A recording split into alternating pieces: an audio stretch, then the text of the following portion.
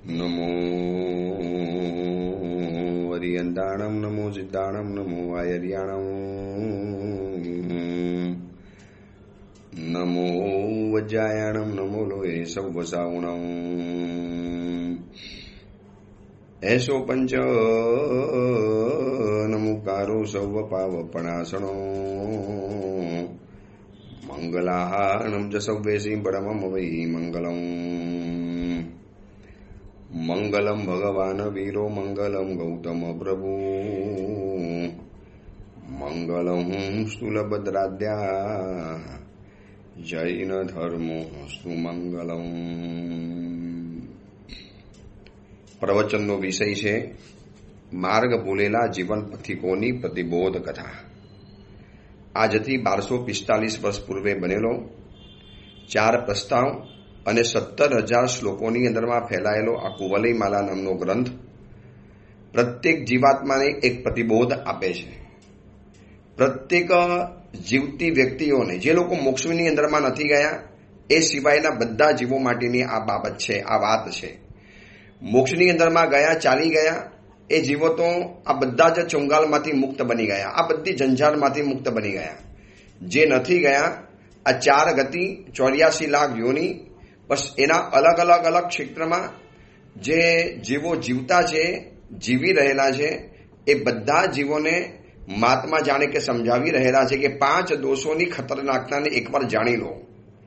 જે દોષોને આપણે પાલીને પોષીને મોટા કર્યા, જે વૃક્ષને આપણે જ વાવ્યું, આપણે જ મોટું કર્યું, હવે એના કાંટા જો આપણને વાગતા હોય તો આપણે વિચારી લેવું પડે કે વૃક્ષ મેં જ વાવેલું હતું. એવી રીતે જે દીવાને તમે પેટાવ્યો હોય ને એ દીવો પણ તમારો હાથ જલાવી નાખે છે. જે દીવાને આપણે પકટાવ્યો હોય તો વો દિયા ભી આપના હાથ તો જલા ही દેગા. એવી રીતે આ 5 દોષોને જો આપણે જ મોટા કર્યા, આપણે જ એને પંપાર્યા, આપણે એને મહત્વ આપ્યું, આપણે જ એને ઈજન આપ્યું, આપણે એને ક્રેડિટ આપી, આપણે એને વારે તહેવારે સફળતાની વરમાલા પહેરાવી. જ્યાં પણ સફળતા મળી, જોયું, ક્રોધ કર્યો એટલે મળી ગયું, અભિમાન કર્યું, માયા કરતા ગયા, આવી બધી સફળતાની બધી જ વસ્તુઓ એને આપતા ગયા. પછી તો એ મોટા થવાના છે. પાલી પોષીને આપણે જ મોટા કર્યા. હવે એવા તગડા બન્યા છે, એવા તગડા બન્યા છે કે આજે આપણી સામે એ લોકો પડેલા છે. જેને આપણે મોટા કર્યા એની સામે આજે આપણે નાના થઈ ગયા. તો આનો કંઈક તો રસ્તો હશે, છે બધો જ રસ્તો છે. ન હોય તો આ 5 દોષોની પકડમાંથી મુક્ત બનીને કાયમ માટે સર્વથા સિદ્ધિ ગતિમાં જીવો કેવી રીતે ગયા હશે? રસ્તો તો હશે જ. અને આ રસ્તો બતાવવાનો એક ઉપક્રમ એટલે જ આ ગ્રંથ છે, કુવલય માલા ગ્રંથ, કે આ 5 દોષોની ભયંકરતાનું વર્ણન કરે છે.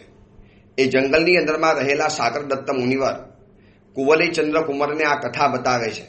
અને એ કથાની અંદરમાં ધર્મનંદન સુરીશ્વરજી વાસવ મંત્રીને, પુરંદર દત્ત રાજાને અને વિશાળ એકઠી થયેલી ધર્મ સભાને આખી આ કથા બતાવી રહેલા છે. બહુ સ્પષ્ટ અવાજે, સ્નેહાર અવાજે જગતના જીવોને કહે છે કે હે ભાગ્યશાળીઓ, એ પુણ્યવાનો, સાવધાન બનજો. આ 5 દોષોને કોઈ પણ જગ્યાએ મહત્વ આપવાની જરૂર નથી. મહત્વ આપ્યું છે માટે જ આજે આટલા મોટા બની ગયા છે. હવે એનું ધીરે ધીરે મહત્વ ઓછું કરી નાખો એટલે એ દોષો આપોઆપ જીવનમાંથી રવાના થવાના, ઘટતા જવાના. અને અત્યારે માયા ઉપરની જે કથા બતાવે છે ધર્મનંદન સુરીશ્વરજી, એ જંગલની અંદરમાં સભાને, અને એ જ માયાદિત્ય એ સભાની અંદરમાં આવીને બેઠેલો છે અને એની સમક્ષ આખી માયાની ભયંકરતા કથાનું વર્ણન કરે છે. અને કથા આપણે પણ સાંભળીએ છીએ. ત્યાં સુધી આપણે કથાને ગઈકાલે જોયેલી હતી કે મનની અંદરમાં કપટ આવી ગયું માયાદિત્યને. સમય મળ્યો નથી, અવસર મળ્યો નથી અને માયા અંદરમાંથી પ્રગટ થયા વગર રહેતી નથી. માયા બહાર આવી એમ નહીં, અતિ જ બસ આ એક મોકો મળી ગયો, ચાન્સ મળી ગયો. ખાજા લેવા માટે જેવો ગામની અંદરમાં સ્થાનનું રવાના થયો એટલે આખી પોટલીની અડલા બદલી કરી નાખી અને 5 રત્ન પોતાના સાચા, 5 રત્નો સાચા સ્થાનોના લઈ લીધા અને બાકીના એક નવી પોટલી બનાવી દીધી, જેની અંદરમાં નકલી પથ્થરો મૂકી દીધા. બસ રોડ ઉપરના રખડતા પથ્થર, ક્યાં ડાયમંડ અને ક્યાં પથ્થર મૂકી દીધા. એને એ પણ વિચાર નથી આવતો કે હું કેવા વિશ્વાસુ મારા દોસ્તને ઠગી રહેલો છું. એને એ પણ વિચાર નથી આવતો કે જ્યારે આ પોટલી ખોલશે અને અંદરમાંથી રત્નના બદલે આ પાણા પથ્થર જ્યારે જોવા માટે મળશે, કેવો એને આઘાત લાગશે, કેવું એને ખરાબ લાગશે, कैसा इनको बुरा लगेगा। बस માયાવી વ્યક્તિ પોતાના સિવાય કોઈનું વિચારી શકતો નથી, એનું નેટવર્ક બંધ થઈ જાય છે, એનું કવરેજમાં વધારે પકડાતું નથી, માત્ર પોતાની જાત પકડાય કવરેજની અંદરમાં, બાકી બધા દુનિયાની અંદરમાં જાય તેલ લેવા જાય, જેનું જે થવું એ થાય, બસ મારું પોતાનું કામ થવું જોઈએ। અને હકીકતમાં આ અદલા બદલી કરી લીધી અને બંને પોટલીઓ પોતાની પાસે રાખી લીધી અને એક પોટલી જેવો આવ્યો એટલે ભયભીત ચહેરો, જે આપણું ગઈકાલે બધું જોયું કે ભયભીત ચહેરો હતો, સ્થાનું સમજી ગયો, બધી એને ગોટાળા બોટાળા જવાબ આપી દીધો અને આ એટલો ભોરો માણસ હતો, કોઈ પણ જવાબને સાચો માની લેતો હતો, કોઈ પણ જવાબને। એટલે ભોરા બનવાની છૂટ છે, ભોટ બનવાની છૂટ નથી। આટલા બધા ભોરા નહીં બની જવાનું, આટલા બધા ભોટ નહીં બની જવાનું કે આપણું ભોર પણ ભોટ કક્ષાની અંદરમાં પહોંચી જાય। આપણે કોઈને ઉલ્લુ બનાવવા નથી, પણ કોઈ આપણે ઉલ્લુ શેના માટે બનાવી જાય, એટલી પણ પાવર, હોશિયારી, ચાલાકી, ચતુરાઈ આપણી પાસે હોવી જોઈએ। અને સ્થાનું તો સમજી ગયો કે ભાઈ અચાનક આવ્યો, ડર લાગી જાય, તબિયત સારી નથી, ભૂખ્યો રહેલો છે, હવે આને નવો દાવ ચાલ્યો કે તું થાક્યો હોવા છતાં પણ મારા માટે લેવા માટે ગયો, હવે તું બેસ, તારી ભૂખનું દુઃખ મારાથી નથી જોવાતું, તું કેટલા બધા આટા ફેરા કરી આવ્યો માંડા લેવા માટે, ખાજા લેવા માટે, હવે બેસ, હું જઈ આવું છું। ના ના ના ના, શું કામ જવાની જરૂર છે, ચલો ને આપણે પાણી પી લઈશું। સ્થાનુએ આગ્રહ કર્યો, નહીં દોસ્ત, મને જવા દે, મને ચેન નહીં પડે, તને ભૂખ્યો જોઈને મારાથી રહેવાશે નહીં। અને એના આવા પ્રેમાળ શબ્દોને સાંભળ્યા પછી સ્થાનુ વિચારે છે કેટલો બધો પ્રેમાળ દોસ્ત છે। લોકો નાહકનું કહેતા હતા કે આ માયાદિત્ય નકામો છે, માયાદિત્ય ખોટો છે, એ ભલે બીજા માટે જે હોય, મારા માટે કેટલો બધો પ્રેમાળ છે, કેટલો બધો સરળ છે, કેટલો બધો ભોરો રહેલો છે।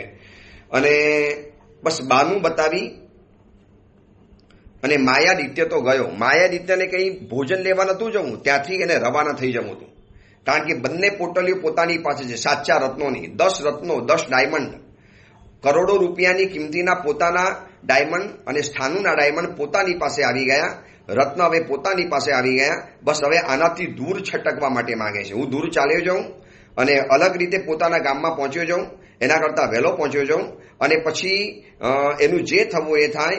આટલો વિશ્વાસુ, આટલો યોગ્ય, જેની ઉપર એને અપાર ભરોસો રાખેલો છે, એને પણ આવી રીતે તડછોતા આ માણસને શરમ નથી આવતી। શું માયાવી માણસો હોય છે, આવા કેટલાક દોસ્તો, કેટલીક સજ્જનો, કેટલાક વ્યક્તિઓ આપણા જીવનની આજુબાજુમાં ફરતા હોય છે, ભૂલે ચૂકે પણ એ વ્યક્તિને અવસર નહીં આપતા। આપણે નથી ઠગતા કોઈને, એ આપણી ઉત્તમતા છે, પણ આપણી સાથે પણ કોઈ ઠગાઈ કરી જાય, ચીટિંગ કરી જાય, છેતરપિંડી કરી જાય, ધોખો કરી જાય, તો પછી એ આપણી છે ને જીવનની અનઆવડત કહેવાય। એવું ભોળપણ તો નકામું કહેવાય। તમે કહો મુझे पता ही नहीं चला, मुझे समझ में नहीं आया, क्यों समझ में नहीं आया, सब कुछ पता चल जाता है। એના સિમ્ટમ્સ જોઈ લો, એનો વ્યવહાર જોઈ લો। તમે સંસારમાં છો, જરા તમારે એક આંખે આ બધું શીખવું જ પડશે। ભલે એક આંખ તમારી વિશ્વાસુ હોય, પણ બીજી એક આંખે તમારે કેટલીક વ્યક્તિઓના શંકાસ્પદ વ્યવહારને ચકાસવો પડશે। કેમ મારી સાથે આટલું બધું બોલે છે, કેમ મારી સાથે આટલો બધો વ્યવહાર રાખે છે, કેમ મારી સાથે આટલી બધી વાતોચીતો કરે છે, શું એને મારાથી ફાયદો થવાનો, આ સાવધાની રાખવી પડશે। અને જે દીકરા દીકરીઓ કે જે પરિવારો કે જે વ્યક્તિઓ નથી રાખી શક્યા, એ બધા ઠગાયા છે, બધાએ માર ખાધેલો છે। હવે જો આ સ્થાનુને માર ખાવાનો વારો આવશે, પરંતુ ભલે નસીબ એની સાથે હતું, બચી ગયો, પણ એવું નસીબ ક્યાં સુધી બચાવશે। આ બાજુ સ્થાનુની ના હોવા છતાં ઓલો તો ગયો, નહીં હું ભોજન લઈ આવું છું, ભિક્ષા લઈ આવું છું, ક્યાંકથી પણ બંદોબસ્ત કરીશ, બસ તું બેસ, ચિંતા નહીં કરતો। હવે તમે જોજો, સ્થાનુ જ્યારે ગયો ત્યારે પોતાની પોટલી વિશ્વાસથી માયાદિત્યને આપીને ગયેલો હતો। શું માયાદિત્ય એમ કીધું સ્થાનુને, લે આ મારી પોટલી રાખ, હું જઈને આવું છું। અને સ્થાનુને વિચાર પણ નથી આવ્યો कि यार मैंने गया तब मैंने उनको मेरी पोटली देकर गया था, तो ये तो मुझे देता भी नहीं है, અને એ માગતો પણ નથી અને કહેતો પણ નથી। અરે બીજો કોઈ વ્યક્તિ હોય ને, ભૈયા લા તેરી થેલી, ગાँव में जा रहा है, કોઈ ચોરી લૂંટપાટ हो जाएगी, गिर जाएगी। સ્થાનુ એટલો બધો ભોરો છે કે એની છે ને ભોળપણ ભોટાઈ જેવું લાગે, વિચારી જ નથી શકતો। અને આ માણસ તો ચતુરાઈ ચાલાકી કરીને નીકળી પડ્યો ભિક્ષા લેવાના બાને, ભોજન લાવવાના બાને। અને નહીં માની શકો, કુવલય માલા ગ્રંથની અંદરમાં લખ્યું છે, કે આવું બહાનું કાઢી એનાથી કેટલા યોજનો દૂર ચાલી ગયો, બસ દોડતો જ ગયો, ભાગતો જ ગયો, જાણે કે પાછળ કોઈક આવવાનો હોય, જાણે કે પાછળ કોઈ ભૂત પડેલું હોય, બસ એનાથી એને દૂર ચાલ્યા જવું હતું. બસ બે પોટલીને બરોબર કસીને બાંધેલી છે. મનની અંદરમાં કલ્પનાના કિલ્લા બનાવે છે, મનની અંદરમાં મનોરથોના મિનારા બનાવે છે. બસ 10 રત્નો મારા પાસે આવી ગયા, હવે તો ઘરની અંદરમાં જઈશ, જિંદગી પર કમાવાની જરૂર નહીં પડે, સારું મકાન બનાવી દઈશ, પછી આ બધા રત્નોથી સારો વેપાર શરૂ કરીશ, બધા મારી પાસે લગ્ન માટે આવવાના, સારી પત્ની સાથે લગ્ન કરી લઈશ, બસ એ જિંદગીની અંદરમાં જલસા વગેરે કરીશ. શેખ ચલ્લીની જેમ આ બધા જ વિચારો કરે છે. 12 યોજન દૂર ચાલી ગયો છે. 12 યોજન. વિચારજો કેવો દોડ્યો હશે. આમ ભૂખ્યો હતો, આમ કહેતો હતો કે મારી તાકાત નથી, હું જઈ નથી શકતો, એટલા માટે તો સ્થાનુને એને ગામમાં રવાના કર્યો માંડા માટે. કેટલા જૂઠા, કેટલા પ્રપંચ, કેટલા દગા, કેટલી માયાવી આવી બધી કાલ્પનિક વ્યવસ્થા ઊભી કરી દેવાની. ખરેખર માયાવી વ્યક્તિ જો કોકના જીવનના ભાગ્યમાં લખાઈ ગઈ, માનો એ મોટું કમનસીબ થઈ જાય. આ કપટી માણસો સાથે તમે કેવી રીતે વ્યવહાર કરી શકો? કેવી રીતે ડગલે પગલે માણસ આપણને ઠગે, આપણી સાથે જૂઠું બોલે, આપણી સાથે ખોટો વ્યવહાર કરે, આપણી સાથે ઉલટું સુધું કર્યા કરે. આપણે સીધી લીટીના માણસ અને આ માણસ આડી લીટીનો, જાણે એને ડગલે પગલે માયા વગર ચેન ન પડે. અને એક માણસ બિલકુલ ભોળો રહેલો હોય, માનો એમાં સંસારની અંદરમાં દીકરો કે બાપ, પતિ કે પત્ની, મા કે દીકરી, ભાઈ કે ભાઈ, સાસુ કે પુત્ર વધુ, માનો આવા જ કોઈક પાત્રોની અંદરમાં કોઈ એકાદ વ્યક્તિ માયાવી આવી ગઈ, કોઈ એકાદ વ્યક્તિ સ્થાનુ જેવી આવી ગઈ, કોઈ એકાદ વ્યક્તિ માયાદિત્ય જેવી આવી ગઈ, કેવી જિંદગી એની ખોરંભે ચડી જાય.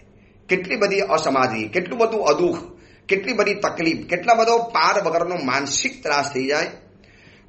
સ્થાનુ તો વિશ્વાસથી બેઠેલો છે, એને એટલી અક્કલ નથી આવતી કે ભાઈ હું જ્યારે ગયો ત્યારે પોટલી આપીને ગયો, તો આ માણસ પોટલી આપીને કેમ નથી જતો? અને આવ્યા પછી એને એટલો પણ વિચાર નથી આવતો, જરા પોટલી ચકાસી લઉં, જોઈ લઉં કે ભાઈ કોઈ ગડબડ તો નથી થઈ ને. આ માણસ છે, માણસ માત્ર ભૂલને પાત્ર માયા દેખી મુનિવર ચલે. કદાચ એને ગડબડ વગેરે કરી હોય તો એને તો વિશ્વાસ સુદ્ધા નથી આવતો, જોતો પણ નથી. પોટલી એમ જ રાખેલી છે, શું જરૂર છે મારે? છૂટક સોનામોલ છે, એનાથી બધો ખાવા પીવાનો બંદોબસ્ત થઈ જાય છે. પોટલી પોતાની પાસે રાખી લીધી અને આ બાજુ બંને પોટલીને ઉઠાવી અને માયાદિત્ય ભાગીને ગયો છે. 12 યોજન પહોંચ્યો. સરોવર આવ્યું, ઝાડનો એક છાંયો મળ્યો, ત્યાં જઈને બેસે છે. હાશ, થાક છે, પણ થાકની અંદરમાં આનંદ છે. બસ 10 રત્ન મારા હાથની અંદરમાં આવી ગયા, બસ 10 રત્ન મારા હાથની અંદરમાં આવી ગયા. અને બસ એની ખુશી મનાવવા માટે, બસ જોઈને રાજી થવા માટે ભૂખ ચાલી ગઈ, તરસ ચાલી ગઈ, થાક ચાલી ગયો. બસ એને આનંદ છે, ઠગી નાખ્યાનો આનંદ. કેટલાક માણસોને ઠગાઈ જવામાં આનંદ હોય છે, જ્યારે આવા માણસોને ઠગવાની અંદરમાં આનંદ હોય છે. અને 12 યોજન ગયા પછી શાંતિથી રત્ન ગ્રંથિની પોટલી જ્યારે ખોલે છે, પહેલા તો ખોલી પોતાની બરોબર 5 રત્ન સલામત છે, અને બીજી પોટલી હોંશે હોંશે ખોલે છે. બસ 10 થઈ જવાના. સ્થાનુ બચારો રહી ગયો, આવો ને આવો ભોરો માણસ, વિચારી પણ ન શક્યો કેવા આપણે એને ઠગી દીધા. અને યાદ રાખજો, માયાવી માણસ પોતાની ઠગાઈની અંદરમાં સફળ બને છે એ એની હોશિયારીના કારણે નહીં, સામેની વ્યક્તિનો વિશ્વાસ છે માટે તમે સફળ બનો છો. બાકી તમારી તાકાત શું હતી? સામેની વ્યક્તિ તમારી જેવી હોય તો તમે કઈ ચીટિંગ નતા કરી શકવાના. તમે તમારી ચતુરાઈથી નથી જીત્યા, એ વ્યક્તિએ વિશ્વાસ તમારી ઉપર આંધળો રાખ્યો માટે તમે જીત્યા છો. એના વિશ્વાસના કારણે તમે જીતી શક્યા છો. બાકી એ પણ તમારા જેવો કાબો હોત, એ પણ તમારી જેવો લુચ્ચો અને સઠ અને કપટી અને દંભી અને માયાવી હોત, એ પણ તમારી જેવો પ્રપંચના દાવ ખેલી શકતો હોત, એ પણ તમારી જેમ રાજ રમત કરી શકતો હોત, એ પણ તમારી જેમ પોલિટિક્સ રમી શકતો હોત, તો નો, તમે પણ એને કશું જ ન કરી શકતા હતા.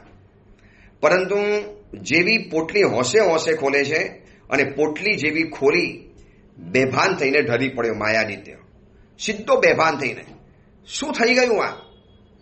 શું આ પથ્થર કેવી રીતે નીકળ્યા? અને બન્યું તું એવું કે ઉતાવળમાં ગડબડની અંદરમાં ઓલા બજારમાં માંડા ન મળ્યા, ખાજા ન મળ્યા, એટલે અચાનક જલ્દીથી પાછો આવી ગયો. ધાર્યા કરતા જલ્દી પાછો આવ્યો સ્થાનુ, એટલે અચાનક ગભરાઈ ગયો, અંદરમાં ધ્રાસકો પડી ગયો, આઘાત લાગી ગયો કે મારી ચોરી પકડાઈ જશે તો, મારું આમ થઈ જશે તો. આમ માયાવી પાછો ભયભીત હોય, અંદરથી ડરપોક જ હોય, અંદરથી સતત ધ્રુજતો રહેતો હોય, અને એના કારણે ઉતાવળમાં શું થઈ ગયું હતું, સાચી પોટલી જે સ્થાનુની હતી એ જ એને અપાઈ ગઈ અને પોતે જે નકલી પોટલી બનાવેલી હતી રત્નોની એટલે પથ્થરોની, જે સ્થાનુને આપવા માટે બનાવેલી એ પોતાની પાસે આવી ગઈ. એટલે પોતાની પાસે તો રત્નો 5ના 5 જ રહ્યા. ઉપરથી આટલી બધી દોડધામ થઈ, ઉપરથી એકલો પડી ગયો અને એવો વિલખો પડી ગયો, એવો ઝંખવાનો પડી ગયો અને બેહોશ થઈને ઢળી પડ્યો. ઠંડી હવા આવી અને પોતાનું માથું પોતે ફૂટે છે. હાયલા ક્યાં હો ગયા, શું થયું? ખાડો ખોદવા ગાય એ પડે. પોતે બીજાને હેરાન કરવા ગયો, પોતે હેરાન થયો. પોતે પ્રપંચ કરવા ગયો તો પોતાની જ પ્રપંચ લીલાની અંદરમાં પોતે ફસાઈ ગયો. આ જોજો કુદરત, આ છે ને કુદરત ભોળા માણસને તમે ઠગો તો કુદરત તમને આવા ક્યારેક પરચા આપી દેતા હોય છે. કેટલી મોટી કમનસીબી, કેવો આઘાત લાગ્યો હોય, કેવો પોતાની જાતને પોતે મૂરખ બની ગયાનો આઘાત લાગે, કેવો ઝંખવાનો પડી જાય, કેવો વિલખો પડી જાય, कैसा उसका चेहरा उदास बन जाता है, પોતાની જાત ઉપર એને કેવી ઘૃણા થઈ જાય. શું કર્યું યાર, આટલું બધું દોડ્યો, આટલું બધું ભાગ્યું, 12 યોજન આટલા કલાકોમાં પૂરા કરી નાખ્યા. કેવો હાફી ગયો, કેવો થાકી ગયેલો, ભૂખ્યો તરસ્યો આવ્યો. આ બધું જે મેં કર્યું આ પથ્થર માટે કર્યું, આ પથ્થર મારા નસીબની અંદરમાં આવ્યા. એવો ગુસ્સો આવ્યો, ચીડ આવી. પણ કોની ઉપર કાઢે? પોતાની ઉપર જ કાઢવી પડે. આમાં સ્થાનનો તો કોઈ વાંક હતો જ નહીં, બીજી કોઈ વ્યક્તિનો વાંક હતો નહીં. માયાવી વ્યક્તિ ગુસ્સો કરે તો કોની ઉપર કરે? પોતાની જાત ઉપર જ કરવાનો. ઠગવા ગયા અને પોતે ઠગાઈ ગયો. માયા કરવા ગયો, પોતે જ માયાના જાળમાં લપટાઈ ગયો. કોકને ફસાવા ગયો અને પોતે જ બચારો ફસાઈ ગયો. જોજો આ છે ને માયાવી વ્યક્તિનું કેટલું અદ્ભુત સ્વરૂપ આ કુવલયમાલા ગ્રંથની અંદરમાં રજૂ કરે છે. કેટલી મનોવૈજ્ઞાનિક સ્ટોરી છે આ, કેટલી મોટિવેટ કરનારી આ સ્ટોરી છે. જે માયાવી વ્યક્તિઓ હશે અને આ કથા સાંભળતા હશે એને એમ લાગતું હશે કે યાર this is my life story, આ તો મારી જ કથા છે, હું પણ આવું જ કરતો હોઉં છું. અને આવું કરવાની અંદરમાં હું પોતે જ ઠગાઈ ગયો. ખાડો ખોદે તે પડે, આ ગુજરાતીની કહેવત છે ને, જો ખડ્ડા ખોડતા હૈ વહી અંદર મેં જાકે ધડામ સે ગિરતા હૈ. ભાઈ તમે બીજા માટે ખાડો ખોડેલો હતો, કુદરતે તમને તમારા ખાડાની અંદરમાં નાખી દીધા. ધવલ શેઠ સિપાલ કુંવરને મારવા માટે જાય છે, છરી લઈને મારવા માટે જાય છે, પરંતુ કુદરતે એ જ છરી એને પોતાને જાતે મરાવી નાખી. આજે પણ એવા કિસ્સા બને છે. માયાવી કપટી પુરુષ કોઈ બીજાને ઠગવા જાય અને પોતે જ બચારો ઠગાઈને પાછો આવી જાય. હવે એને જે કકરાટ કર્યો છે, એને જે રોકકર કરી છે, એને જે માથા પછાડેલા છે, એને જે પસ્તાવો કર્યો છે, એને જે અફસોસ કર્યો છે, એનું જે વર્ણન કર્યું છે ને કુવલયમાલા ગ્રંથની અંદરમાં, આપણને એમ લાગે કે શું માયાવી વ્યક્તિ પોતાની જાતને શું માનતી હતી ને શું નીકળી. કેવો પહેલા રાજા પાઠમાં હતો. માનો આજ પોટલી સાચી નીકળી હોત તો કેવો હસત, કેવો મુસ્તાક બનત. देखा ठग लिया ने, ऐसा भोला आदमी पता भी नहीं चला, क्या मेरे सामने उसका चलेगा. अब देखो આ નિષ્ફળ ગયો માટે અફસોસ થાય છે. સફળ બન્યો હોત તો કેવા કૂદકા મારતો હોત, કેવો ઠેકડા મારતો હોત, કેવા ગાના ગાતો હોત ને તાલીઓ બજાવતો હોત. પોતાની જાત ઉપર પોતે જ અફસોસ કરે છે. હવે શું કરવાનું? સ્થાનુથી તો દૂર ચાલ્યો ગયો. હવે સ્થાનુને મારે પકડવો પડશે. કેવી રીતે પોતાની જાત વ્યક્ત કરે સ્થાનુની સમક્ષ? શું જઈને કહેશે? કેવી રીતે મોઢું બતાવશે? પણ ચિંતા નહીં કરો, માયાવી પુરુષ પાસે 1000 રંગ હોય છે, 1000. આ બધા વિચારો આપણને આવે. આપણે માયાવી કપટી ન હોઈએ ને એટલે આપણને વિચાર શું આવે, હવે આ કેવી રીતે જશે માયા રીતે સ્થાનુની પાસે જઈને શું મોઢું બતાવશે, સ્થાનુને શું જવાબ આપશે, સ્થાનુને શું કહેશે કે કેવી રીતે આ થયું. છેવટે ત્યાં આજુબાજુના કોઈ નાનકડા ગામની અંદરમાં રહી ગયો. હવે નક્કી કર્યું કે મારે મારા સ્થાનુને હવે શોધવો તો પડશે જ. હવે એની પાસે જ જવું પડશે. છેવટે ત્યાં જવું પડશે. રત્નની પાછી પોટલી લેવી હોય તો અને એકલા મુસાફરી ન કરવી હોય તો. હવે આ સ્થાનુને માયાદિત્યને હમણાં આપણે ગામની અંદરમાં મૂકી રાખીએ. હવે આ બાજુ આપણે આગળ વધીએ સ્થાનુની બાબતમાં. કલાક થયા, 2 કલાક થયા, 3 કલાક થયા, આખી રાત પસાર થઈ ગઈ અને માયાદિત્ય ન આવ્યો. આ ઊંચો નીચો થઈ ગયો. જોજો બંનેની મેન્ટાલિટી વિચારજો. ભોળો માણસ, વિશ્વાસુ માણસ સ્થાનુ અહીંયા અડધો થઈ ગયો છે અને ત્યાં ઓલો કપટી માયાવી પુરુષ પણ અફસોસ કરે છે, રડે છે, પણ પોતાની જાત ઉપર. આ બંનેની મેન્ટાલિટીને કમ્પેર કરજો, કેટલો ફરક પડે છે. બંને જાગે છે, બંનેને ઊંઘ નથી આવતી, બંને જણા ચિંતા કરે છે, પણ એકની ચિંતાની અંદરમાં પરોપકાર છે અને ઓલાની ચિંતાની અંદરમાં નકરો સ્વાર્થ છે, સ્વાર્થની બદબુ આવેલી છે.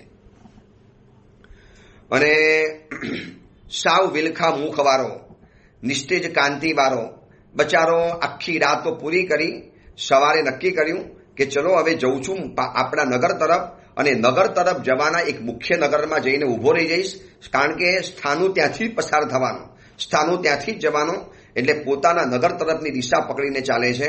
હવે આ બાજુ સ્થાનું આખી રાત વિચાર કરે, ક્યાં ગયો મિત્ર, ક્યાં ગયો હશે, ભૂલો પડી ગયો, અરે મારા માટે ગયો, મેને ના પાડેલી હતી, શું કામ ગયો, આવો મારો સારો મિત્ર, આવો મારો પ્યારો મિત્ર. હજી સ્થાનુને ખબર નથી કે આ નથી સારો, નથી પ્યારો, નથી તારો, આ માયાવી કોઈનો ક્યારે થઈ શકે એમ નથી, નેવર, ક્યારે પણ નહીં થાય. માયાવી પુરુષ ક્યારે કોઈના બની શકતા નથી, માત્ર પોતાના જ હોય, કોઈના પણ ન બની શકે. એ ભલે લગ્ન કરે, સંસારમાં રહે, ભલે ગુરુ બને, ભલે દીક્ષા લે, ભલે કદાચ સંઘના આગેવાન બને, કોઈ પણ જગ્યાએ જાય, માયાવી વ્યક્તિ પોતાના સિવાય કોઈનો હોતો નથી, કોઈનો પણ નહીં. એ બની જ ન શકે. એ પોતાનો જ ફાયદો જોવે, પોતાની જ મલાઈ જોવે, પોતાની જ ભલાઈ જોવે, પોતાને લાભ જોવે અને પોતાનું જ કામ કરી નાખે. પહેલા પોતાનું કામ પતાવીને હવે આ કપટી પુરુષ પસ્તાવાનો તો કોઈ પાર નથી. અને બરોબર એ આગળ વધે છે. આ બાજુ સ્થાનું વિચાર કરે, સવારે જઈને તપાસ કરું, સવારે ઉઠ્યો, આખી રાત જાગેલો છે, પોતાની પોટલી સંભાળીને આખા નગરનેમાં ફાંફા મારે છે, ક્યાં ગયો મારો મિત્ર, ક્યાં ગયો મારો મિત્ર, કેવો સારો મિત્ર હતો, શું કોઈ ઉપાડી ગયું, કાંઈ ફસાઈ ગયો, મરી ગયો, શું થયું, કોઈ કહેતા કોઈ જવાબ નથી મળતા. હવે સ્થાનું વિચાર કરે છે કે મિત્ર વગર શું કરવાનું, ચલો હવે મારા નગર તરફ પ્રયાણ કરું. સ્થાનું આ બાજુ પ્રયાણ કરે છે પોતાના નગર તરફ. સતત ને સતત એને એક જ ચિંતા છે, હાય મારો મિત્ર ક્યાં ગયો હશે, યાદ કરે છે. ઓલો યાદ કરે છે, માયાવી પણ વ્યક્તિ યાદ કરે, પણ યાદ કરવાની કારણ અલગ હોય, અને આ પરોપકારી પુરુષ પણ યાદ કરે છે, પણ યાદ કરવાની કંઈક પદ્ધતિ અલગ છે. અને આટલો બધો ભોરો એવો સ્થાનું બસ ચાલ્યા જ કરે છે, ચાલ્યા જ કરે છે, આગળ ને આગળ વધે છે, એકલો છે. સતત ને સતત એને પોતાના મિત્ર માયાદિત્યની યાદ આવે છે. આ બાજુ ઓલો પણ સ્થાનુને યાદ કરે છે, પણ એટલા માટે યાદ કરે છે, એક સ્વાર્થ છે, અને આ યાદ કરે છે એક પરમાર્થ છે. અને એક નગરની અંદરમાં પહોંચ્યો પોતાના નગર તરફ, અને નગર તરફ પહોંચે છે, નગરની અંદરમાં ભમે છે, ભિક્ષા વગેરે પ્રાપ્ત કરે છે. અને આ બાજુ હવે આ એવો રસ્તો હતો કે પોતાના નગર તરફ જવું હોય તો બધાને અહીંયા તો આવવું જ પડે, આ એવો રસ્તો હતો. અને જેવો પોતાના નગરમાંથી બહાર નીકળે છે ભોજન વગેરે લઈને, અને નર્મદા નદીના કિનારે જઈને બેસે છે ભોજન ખાવા માટે, ત્યાં એને દૂરથી કોઈક માનવ આકૃતિ જોઈ, દુબળી પટલી માનવ આકૃતિ છે, નિસ્તેજ ચહેરો છે, માથાના વાળ વધી ગયેલા છે. એને લાગ્યું કે આ આકૃતિ કોઈ પરિચિત છે. સ્થાનું વિચારે છે આકૃતિ કોઈ પરિચિત દેખાય છે, એના શરીરના હાવભાવ, હલનચલન, આ આકાર કંઈક જોયેલો છે. ચલો ધ્યાનથી જોઉં, થોડોક નજીકની અંદરમાં જાઉં. અને નજીકની અંદરમાં ગયો અને સ્થાનોથી રહેવાયું નહીં, દોડીને ભાગ્યો, દોડ્યો, આમ જાણે કે આમ ભયંકર વંટોરિયો દોડતો હોય એમ દોડ્યો. હો માયાદિત્ય, ઓ મિત્ર, હો મારા પરમ મિત્ર, હો મારા વાલા મિત્ર, હો મારા વાલા મિત્ર. અને આ બાજુ ફરતો માયાદિત્ય, પણ ખબર હતી કે આ જ રસ્તેથી સ્થાનુને ક્યારેક તો ગુજરવું પડશે જ, અહીંથી તેને જવું તો પડશે જ. એટલે બસ આ જ નગરમાં કેટલા દિવસો પહેલા આવીને બેઠેલો છે, પણ ઉદાસ નિસ્તેજ ચહેરો, અને પુણ્ય પરવારી ગયેલું છે. અને જ્યાં સ્થાનુએ માયાદિત્યને જોયો, અને માયાદિત્યએ પણ સ્થાનુને જોયો. હવે જોજો, આને પણ મળવાનો ઉમરકો છે, પણ સાચો ઉમરકો, સાચો પ્રેમ, સાચું વાલ. ઓલાને પણ મળવું છે, પણ નકલી, કપટી. અને દોડીને બંને જણા ઘરે વર્ગ્યા. બંને જણા રડે છે. માયાવીના આંસુ અલગ હોય, એના મગરના આંસુ હોય, અને પરમાર્થી સ્થાનુના આંસુ સાચા આંસુ છે, બિલકુલ સાચા દિલના આંસુ.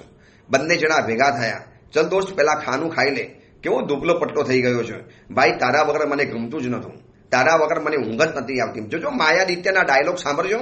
આ માયાવી માણસ કેવા મસ્કા મારે, હું તો તને ભૂલ્યો જ નતો, મારાથી તો તારા વગર રહેવાતું જ નહોતું, દિવસ રાત તને યાદ કર્યા કરતો હતો, પછી રાત દિવસ તારા નામની જાપ કર્યા કરતો હતો.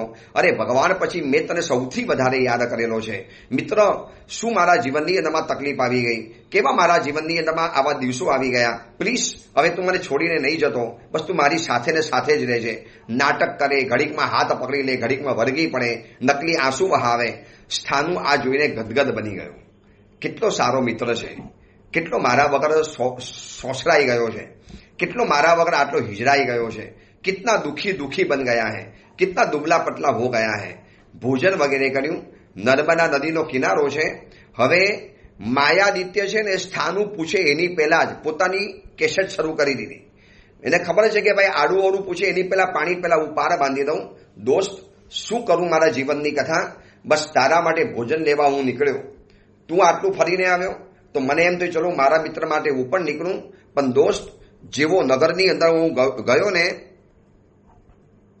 તો હજી તો નગરના દરવાજાની અંદરમાં હું પ્રવેશ કરું છું, ત્યાં ક્રોધથી અંધ થયેલા યમના દૂત જેવા કેટલાક ધનિક શ્રીમંતના વ્યક્તિના કોઈ સિપાહીઓ આવી ગયા. હું ધનિકના ઘરની આજુબાજુમાં ફરતો હતો. તારી પાસેથી નીકળીને ચલો કોઈ શ્રીમંતની હવેલીમાં પહોંચી જાઉં, કદાચ ભોજન વગેરે મળી જાય. એટલે ભોજનની અપેક્ષાથી થોડો વખત હું ત્યાં ઊભો તો રહ્યો. આખી કથા બનાવટી અને નકલી છે. જો કોઈ કથા આવી બની નથી. કથા તો આપણને ખબર છે ને કે શેના માટે માયાદિત્ય ભાગ્યો હતો, શેના માટે માયાદિત્ય ગયેલો હતો. હવે એ તો સાચું તો કહી નથી શકતો. જૂઠ ઉપર જૂઠ, પ્રપંચ ઉપર પ્રપંચ. અને એક વાત સમજી રાખજો, એક વખત માયા કરવી સહેલી છે, પણ એક વખત માયા કરીને અટકી જવું કઠિન છે. કારણ કે તમારે એ તમારી માયાને ઢાંકવા માટે તમારે બીજી માયા કરવી પડશે. આ વાત સમજવા જેવી છે. એક વખતથી તમે નહીં અટકી શકો. મેં એક વખત માયા કરતા કરી લીધી.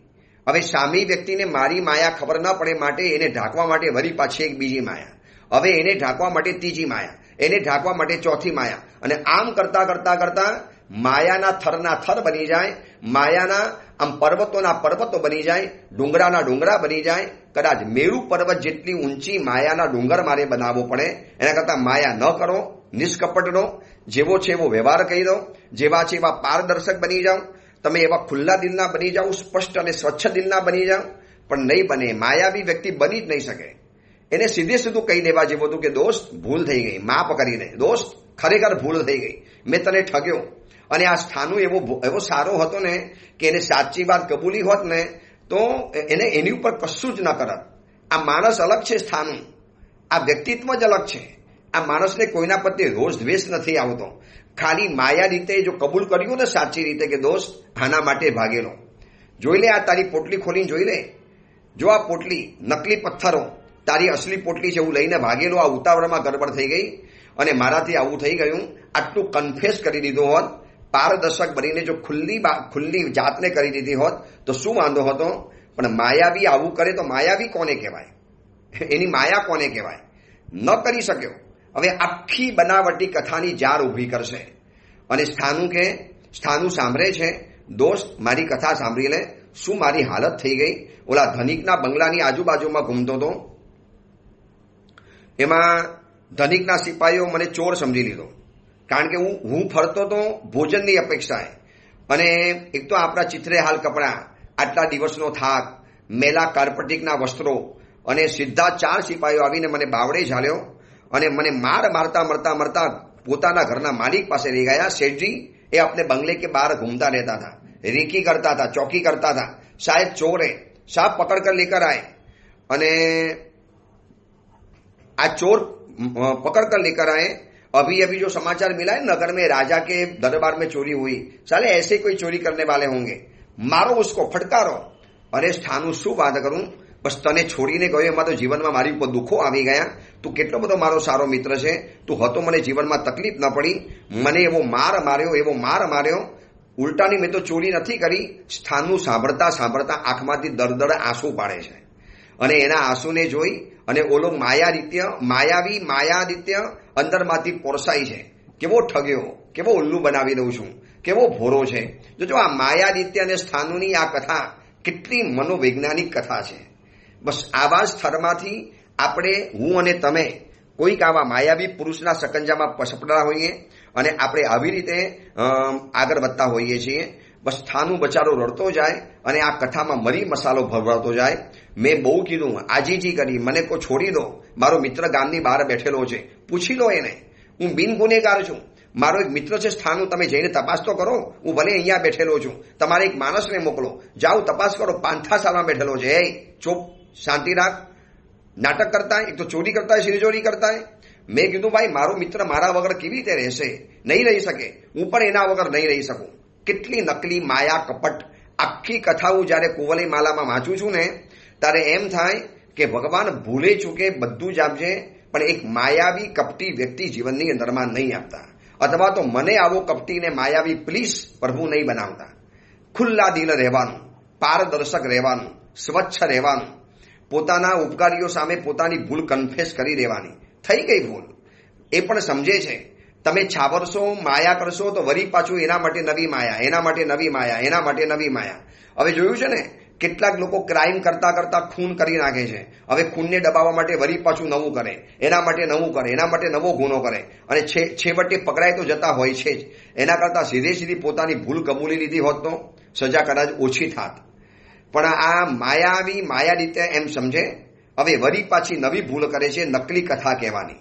અને સ્થાનું બચારો ભોરો સાંભળ્યા જ કરે અને માયા રીતે કહે છે કે દોસ્ત એની નબળી કડી જાણતો તો સ્થાનુની, કે આ પ્રેમાર છે, દયાવાન છે, બસ એની દયાની ચાપને દબાવ્યા કરો.